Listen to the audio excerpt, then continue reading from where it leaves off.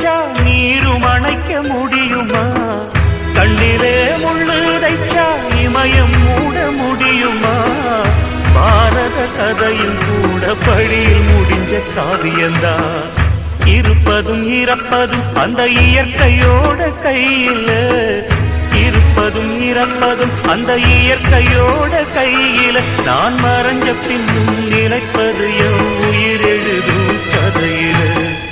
சந்திரனே சூரியனே நட்சத்திர நாயகனே, சந்திரனே சூரியனே நட்சத்திர நாயகனே.